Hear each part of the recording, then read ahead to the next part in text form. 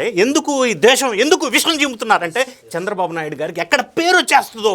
First ఇండియాలో కాదు ప్రపంచంలోనే ల్యాండ్ పూలింగ్ తీసుకొని గవర్నమెంట్కి సంబంధించిన పెట్టుబడి లేకుండా ఆ ల్యాండ్ పూలింగ్ ద్వారా కన్స్ట్రక్షన్ అవుతున్న ఒకే ఒక రాజధాని ఎందుకు ఇప్పించింది? What is the purpose? Investing at Amaravati, not at మావిగన్.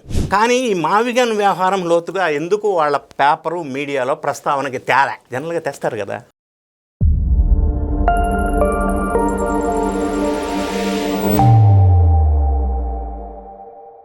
నమస్తే, welcome to think Andhra.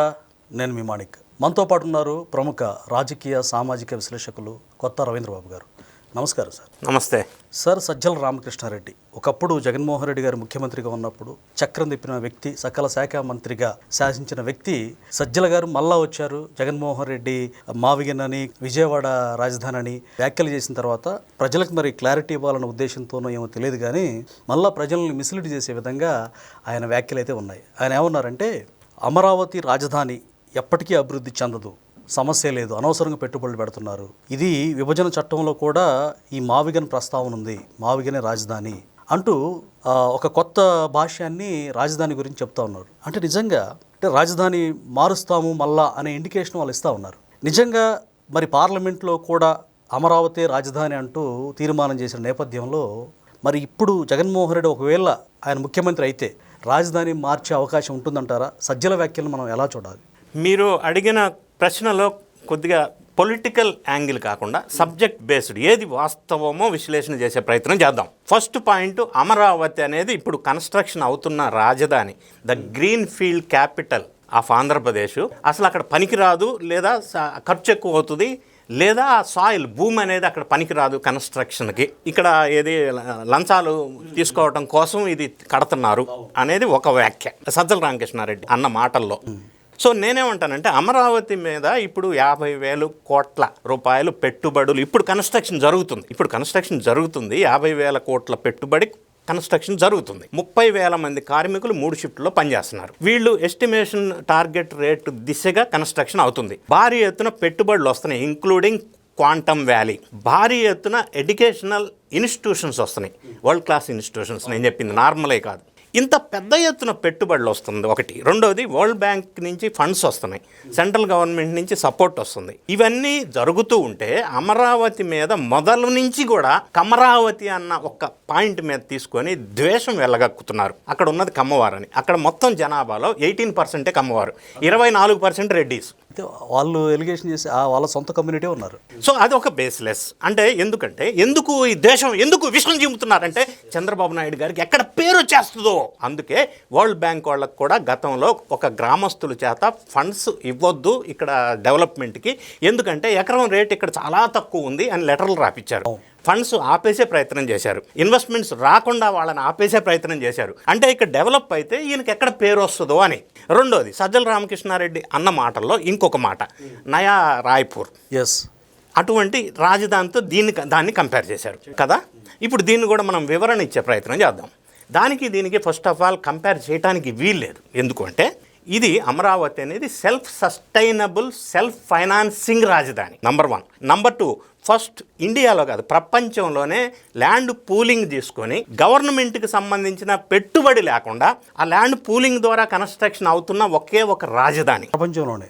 Yes, అంటే గవర్నమెంట్ నుంచి బడ్జెట్ ఇవ్వట్లా, కొన్ని వరల్డ్ బ్యాంక్స్ ఇస్తున్నాయి. ల్యాండ్ పూలింగ్ ద్వారా తీసుకున్న ల్యాండ్లో రేపు డెవలప్ అయిన తర్వాత ఆ ల్యాండ్ అమ్ముకుంటే అమరావతికి ఇన్వెస్ట్మెంట్ 2 లక్షల కోట్ల 3 లక్షల కోట్ల అది మళ్ళీ వెనక్కి వచ్చేస్తాయి. ఇది self sustainable, self financing project. మీరు చెప్పిన లేదా సజ్జల చెప్పినటువంటి నయా రాయ్పూర్ కానీ అది డిఫరెంట్ మోడల్. వాటిని ఎందుకు కోట్ చేశాడు ఈయన? అసలు ఇర్రెలవెంట్ కంపారిజన్, అసలు సంబంధం లేదు. దీని కాన్సెప్ట్ వేరు, ఈ మోడల్ ప్రపోజల్ వేరు, దీనికి ఉన్న లక్షణాలు వేరు. దాన్ని కంపేర్ చేయడానికి వీల్లేదు. ఎక్కడా కూడా రాజధాని గ్రీన్ ఫీల్డ్తో ఈ విధంగా ప్రపంచ స్థాయి నగరంగా తీర్చిదిద్దింది లేదు. ఇది first of it's kind. So ఎక్కడ పేరు వస్తుందో అని అక్కసుతో మాట్లాడి ఉండవచ్చు. నెక్స్ట్ పాయింట్ ఆయన అన్నారు, అక్కడ ఇది రీఆర్గనైజేషన్ యాక్ట్ 2014లో మావిగన్ పేరుంది అన్నాడు. నేను ఆ యాక్ట్ ఏదైతే ఉందో అది మొత్తం క్షుణ్ణంగా చదివాను. ఎక్కడా కూడా మావిగన్, ఓకే మావిగన్ అని కాకపోయినా మచిలీపట్నం, విజయవాడ, గుంటూరులో పెట్టండి అని లేదు రికమెండేషన్. శ్రీకృష్ణ కమిటీ రికమెండేషన్లో కూడా లేదు. సో ఈయన చెప్పేది ప్రజల్ని మభ్యపెట్టడం కోసం ఒక ఫాల్స్ అండ్ బేస్లెస్ కామెంట్ని ఈయన పాస్ చేశారు. అలాంటి వ్యక్తి ప్రజల్ని ఆ విధంగా మభ్యపెట్టడం కరెక్ట్ కాదు.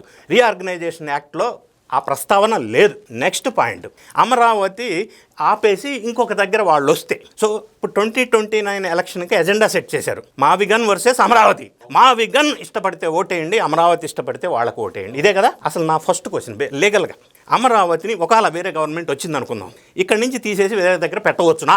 ప్రధాన ప్రజల్లో ఉన్నటువంటి అనుమానం. పెట్టవచ్చునా? దీనికి ఒకసారి డీటెయిల్స్లోకి వెళ్ళినట్టయితే గతంలో 2022లో హైకోర్టు ఒక జడ్జిమెంట్ ఇచ్చింది. ఆ జడ్జిమెంట్ ఏంటంటే ఈ అసెంబ్లీలో తీర్మానం చేసి ఇప్పుడు ఉన్నటువంటి రాజధాని ప్రపోజ్డ్ అమరావతిని మార్చడానికి వీల్లేదు. ఎందుకు అని మీరు అనుకోవచ్చు. అక్కడ ఆ జడ్జిమెంట్లో clause 2 doctrine of promissory estoppel, ఇది న్యాయ శాస్త్రంలో ఒక ప్రిన్సిపల్. అంటే సార్, అంటే అమరావతి ల్యాండ్ పూలింగ్ ద్వారా తీసుకున్న 33,000 ఎకరాలు 29,000 మంది రైతులకి there is an agreement between CRDA and individual farmers. ఒక రకంగా గట్టి ఫెవికల్ బంధం లాంటి ఆ అగ్రిమెంట్లో మేము ఈ అమరావతిని, ఈ ల్యాండ్ని, ఈ ఏరియాని ఇలా డెవలప్ చేసి మీకు రిటర్నబుల్ ప్లాట్స్ ఇచ్చి దాని ద్వారా లబ్ధి పొందేటట్టు, ఇది ఒక మొత్తం detailed mention in the agreement. Okay, ఆ అగ్రిమెంట్ని వైలేట్ చేయడానికి వీల్లేదు. అది కోర్టు కూడా చెప్పింది. రెండోది, సుప్రీంకోర్టు కూడా దీన్ని అమరావతి ఉంచాలా అని హైకోర్టు అన్నదాన్ని సుప్రీంకోర్టు కూడా సపోర్ట్ చేసింది. మార్చడానికి లేదు. మూడోది, అమరావతికి ఇప్పుడు 1,000 కోట్లు పెట్టుబడి, 15,000 కోట్లు లేదా world bank, Asian development bank ఇవన్నీ ఇచ్చినాయి కదా. ఇచ్చినప్పుడు సెంట్రల్ గవర్నమెంట్ ఇందులో మధ్యవర్తిత్వం రికమెండేషన్స్ చేసి సపోర్ట్ చేసి ఇప్పించింది. ఎందుకు ఇప్పించింది? What is the purpose? Investing at Amaravati, not at మావిగన్. మరి ఆ ఇన్వెస్ట్మెంట్స్లో ఒక అగ్రిమెంట్ ఉంది మళ్ళీ, these investments meant for this purpose at this particular location. So దాన్ని ఎట్లా వైలేట్ చేస్తారు, దాన్ని ఎట్లా బ్రేక్ చేస్తారు? మూడో అంశం, అమరావతికి గెజెట్ నోటిఫికేషన్ వచ్చింది పార్లమెంట్లో. ఇప్పుడు సజ్జలు కానీ జగన్ కానీ ఏమంటున్నారంటే అసెంబ్లీలో మేము వస్తే తీర్మానం చేస్తాం. అసెంబ్లీలో తీర్మానం చేసి అమరావతి మార్చడం సాధ్యం కాదు, legally, logically, technically. So next అంటున్నారు మార్చాలి అని అంటే పార్లమెంట్ మళ్ళీ గెజెట్ నోటిఫికేషన్. ఇప్పుడు పార్లమెంట్లో సుమారుగా 50 పార్టీలు ఏకాభిప్రాయానికి వచ్చి ఆంధ్రప్రదేశ్కి అమరావతి రాజధాని అని తీర్మానం చేసి ప్రెసిడెంట్ గారు సైన్ చేసిన గెజెట్ వచ్చింది. ఈయన మళ్ళీ కావాలంటే మళ్ళీ అదే ప్రాసెస్. Will it happen? అంటే జగన్ రెడ్డా లేదా ఇంకొక వ్యక్తి లేదా ఇంకొక పార్టీయా మళ్ళీ పార్లమెంట్లో దేశంలో ఉన్న అన్ని పార్టీలను ఏకగ్రీవంగా తీసుకొచ్చి మళ్ళీ గెజెట్ నోటిఫికేషన్ రిలీజ్ చేపించగలరా? అదే ఛాన్స్ ఉంటుందంటారా? మరి ఇప్పుడు పెట్టిన ఇన్వెస్ట్మెంట్స్ అంతా ఎట్లా రికవరీ చేస్తారు? Violation of the bond with the farmers, దాన్ని ఎట్లా రికవరీ చేస్తారు? So practically it is not possible. Legally సాధ్యం కాదు. సాధ్యం కాని మాటల్ని ప్రజలకు చెప్పడం ఎంతవరకు కరెక్ట్? నెక్స్ట్ పాయింట్, ఇదే జగన్ రెడ్డి గారు లేదా సజ్జల లేదా ఆ పార్టీ ఫస్ట్ అమరావతి రాజధానికి మేము పూర్తిగా మద్దతు, 30,000 ఎకరాలు తక్కువ లేకుండా చూడండి అన్నాడు అసెంబ్లీలు సాక్షిగా, ప్రెస్లో కాదు. ఆ తర్వాత మాట మార్చారు, 3 రాజధానులు అన్నారు, అమరావతి మీద విషం చిమ్మారు. ఎంత చిమ్మారో మనం చూసాం, మళ్ళీ వివరించక్కర్లా. తర్వాత మావిగన్ కొత్త ప్రతిపాదన వచ్చింది. తర్వాత దానికంటే ముందుగా వైజాగ్ అన్నారు, దానికంటే ముందుగా నేను ఎక్కడుంటే అక్కడ రాజధాని అన్నారు. ఇప్పుడు నిన్న విజయవాడ రాజధాని, అంతా అన్ని ఆఫీసులు ఇక్కడే ఉన్నాయి, విజయవాడ రాజధాని అన్నాడు. క్లారిటీ లేదా వ్యూహాత్మకంగా వ్యవహారమా? మనం అంత తక్కువ అంచనా వేయకూడదాం బహుశా. ప్రజలు దాన్ని ఎలా రిసీవ్ చేసుకుంటారు? జగన్ రెడ్డి గారు ఇనీషియల్గా మావిగన్ ప్రస్తావన చెప్పినప్పుడు అందరూ హాస్యాస్పదంగా తీసుకున్నారు. అవును. కానీ నిన్న ఆయన గట్టిగా స్ట్రాంగ్గా ఇదే ఎజెండా ఫర్ 2029 ఎలక్షన్ అని అన్నప్పుడు ఒక వ్యూహం కనిపిస్తాం. ఏంటి సార్ అది? నేను అనుకుంటున్నా, అకార్డింగ్ టు మీ, ఇప్పుడు వాళ్ళు ప్రపోజ్ చేసినటువంటి మచిలీపట్నం, విజయవాడ, గుంటూరు ఆ ఏరియాలో 15 అసెంబ్లీ నియోజకవర్గాలు ఉన్నాయి ప్రజెంట్. ఈ అమరావతిలో 2 ఉన్నాయి అసెంబ్లీ నియోజకవర్గాలు. రేపు రోజున ఫ్యూచర్లో ఆ నినాదం తీసుకోవటం వల్ల అక్కడ 15 అసెంబ్లీ నియోజకవర్గాలు ఓట్లు వస్తాయి ఫేవర్గా. నేను ఇదంతా అమరావతి అన్నా కదా, పోయితే అంతా ఇక్కడ 2 నియోజకవర్గాలే. అంటే ఇన్ అదర్ టర్మ్స్ నేను చెప్తా, అమరావతి ప్రాంతంలో ఉన్నది 1,00,000 ఓట్లు. ఇప్పుడు వాళ్ళు ప్రపోజ్ చేసిన మా గన్లో 30 లక్షల ఓట్లు ఉన్నాయి. మరి ఇక్కడ పోతే ఇదే కదా, అక్కడ వస్తే అది కదా. ఓహో, ఈ వ్యూహం అయ్యి ఉండొచ్చు. అయితే ఉండవచ్చు. ఇంకొక ఇందులో ఇబ్బందికర పరిస్థితి ఉంది పార్టీలో. ఎలాగంటే గతంలో వైజాగ్ అని ఫోకస్ చేసినప్పుడు అక్కడ స్థానికంగా బలంగా ఉన్నటువంటి ఆ పార్టీ నాయకులు ధర్మాన ప్రసాదరావు కావచ్చు, సీనియర్స్ బొత్స సత్యనారాయణ కావచ్చు, వీళ్ళంతా వైజాగ్ ప్రజల్ని దాన్ని బాగా ఇంజెక్ట్ చేశారు. ఇక్కడ క్యాపిటల్ వస్తుంది వైజాగ్, అలా ఆశ కల్పించారు పైదాకా. మరి ఇప్పుడు వాళ్ళు క్షేత్రస్థాయిలో అక్కడికి వెళ్ళి వాళ్ళని ఎలా ఫేస్ చేస్తారు, ఎలా కన్విన్స్ చేస్తారు? అయితే మొన్న కూడా జగన్మోహన్ రెడ్డి గారిని ప్రెస్ మీట్లో అడిగారు, మరి వైజాగ్ సంగతి ఏంటి అని అంటే, కానీ దానికి సమాధానం దాటవేసి వెళ్ళిపోయారు. ఎందుకు మరి చెప్పేది ఉండే కదా. మరి ఈయన వెళ్ళిపోవచ్చు బెంగళూరు, కానీ క్షేత్రస్థాయిలో ఫేస్ చేసే వాళ్ళ పరిస్థితి ఏంది? అందుకే ఇప్పుడు వాళ్ళు ఏం చేయాలో అర్థం కాని పరిస్థితుల్లో ఉన్నారు. ఇంకొక కొస మెరుపు ఏంటంటే జగన్ రెడ్డి గారు మాట్లాడిన మాటల్ని వాళ్ళకి సంబంధించిన మీడియా భారీగా పబ్లిసిటీ చేస్తారు. తప్పని నేను అనటంలా, good or bad that is a different story altogether. కానీ ఈయన ప్రస్తావించినటువంటి మొన్న ప్రెస్ మీట్కి సంబంధించి హే రామ్ సేవాంధ్ర అనేదే మెయిన్ హెడ్డింగ్. కరెక్ట్. కానీ ఈ మావిగన్ వ్యవహారం లోతుగా ఎందుకు వాళ్ళ పేపరు మీడియాలో ప్రస్తావనకి తేలే? జనరల్గా తెస్తారు కదా. ఆ డౌట్ నాకు కూడా వచ్చింది సార్. తెస్తారు కదా, అంటే ప్రజల్లోకి దాన్ని తీసుకెళ్ళటం వల్ల ఎక్కువ డ్యామేజ్ జరుగుతుంది అని వాళ్ళ అభిప్రాయం. ఎక్స్పర్ట్స్, వాళ్ళ స్ట్రాటజిస్ట్స్ అయ్యి ఉండవచ్చు. అందుకే దాన్ని ఎక్కువగా తీసుకెళ్ళాలి, జనరల్గా తీసుకెళ్ళా. హే రామ్ సేవాంధ్ర అన్నారు అంతే. మరి ఇది లోతుగా తీసుకెళ్ళాలి బలంగా. ఇందులో ఒక లాజిక్ ఉండి ఉండవచ్చు.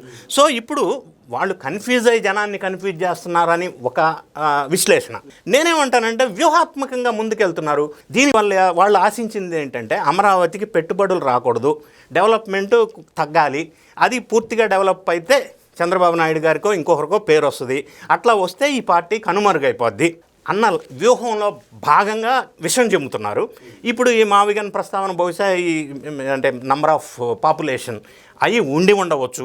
ఏదేమైనా ఏ పార్టీ వచ్చినా అది సజ్జల పార్టీ ఇంకో పార్టీ అయినా మనకు అనవసరం. కానీ అసలు ఒకవేళ ఇన్ కేసు వస్తే సాధ్యం కాదు మూవ్ చేయటం. ఇది ఇక్కడ ఉండవలసిందే. రాజ్యాంగంగా చూసుకున్నా, సుప్రీంకోర్టు హైకోర్టు జడ్జిమెంట్గా చూసుకున్నా, రైతులతో జరిగిన అగ్రిమెంట్ ప్రకారం చూసుకున్నా, వరల్డ్ బ్యాంక్స్ ఇచ్చిన లోన్ అగ్రిమెంట్స్ ప్రకారం చూసుకున్నా సాధ్యం కాదు. Impossible. Yes. Thank you sir. Thank you.